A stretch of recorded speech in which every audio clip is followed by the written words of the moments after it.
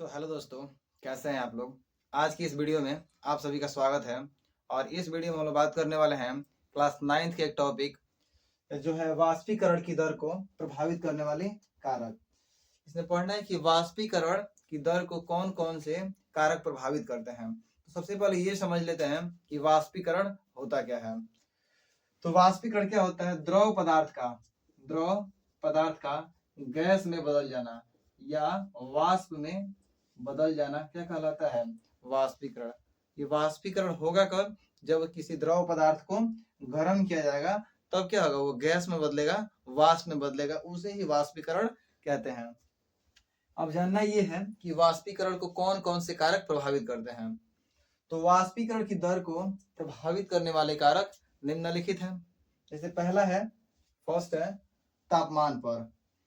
तापमान पर क्या वाष्पीकरण की दर निर्भर करता है। जैसे ही तापमान बढ़ाएंगे, तापमान में वृद्धि करने पर क्या वाष्पीकरण की दर में भी वृद्धि होता है। क्लियर।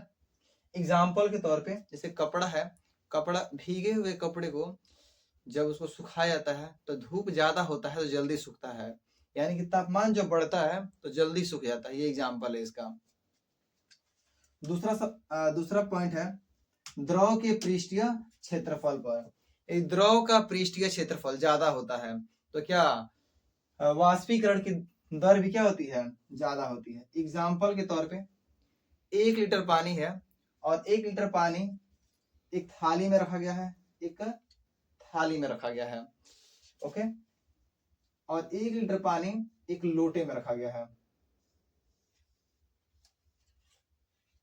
एक ऐसे बर्तन में, लोटे में रखा गया है। तो जैसे कि यहाँ पे जो द्रव का सतह है, यहाँ पे क्या है? उसका क्षेत्रफल कम है और यहाँ पे द्रव का जो क्षेत्रफल है ज्यादा है। तो वाष्पीकरण इसमें क्या होगा? तेजी से होगा।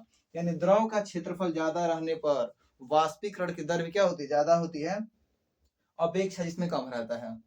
एक और एग्जाम्पल इसका, जैसे भीगे हुए कपड़े को, गीले कपड़े को हम ज्यादा मतलब फैला के पसार देते हैं तो जल्दी सूख जाता है, यानी वाष्पीकरण जल्दी हो जाता है। यदि गीले कपड़े को इकट्ठा कर देंगे तो वाष्पीकरण तेजी से नहीं होगा, यानी कपड़ा जल्दी नहीं सूखेगा। क्लियर। इसमें तीसरा पॉइंट है वायु की आर्द्रता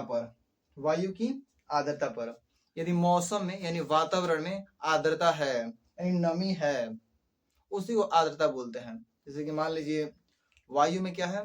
जैसे नमी है, उसी को बोलते हैं आर्द्रता। यदि आर्द्रता ज्यादा रहेगी यानी मौसम भीगा रहेगा एक तरह से, तो वाष्पीकरण क्या होगा? कम होगा। यानी फाइनली वायु की आर्द्रता ज्यादा रहेगी तो वाष्पीकरण क्या होगा? कम होगा। उल्टा इसमें होता है। लास्ट पॉइंट है वायु के वेग पर। तो वायु के वेग बढ़ने पर वाष्पीकरण की दर में क्या होती है? वृद्धि होती है। ऐसा इसलिए क्योंकि भीगे हुए कपड़े को यदि हम सुखाते हैं, यदि हवा जो होता है, वायु की जो वेग होती है वो वृद्धि होती है, तो वाष्पीकरण की दर में भी क्या होता है? वृद्धि होता है। क्लियर। यदि आपको ये वीडियो समझ में आया हो, यदि ये आपको टॉपिक समझ में आया हो तो वीडियो को लाइक करें और हमारे चैनल को सब्सक्राइब करें। धन्यवाद।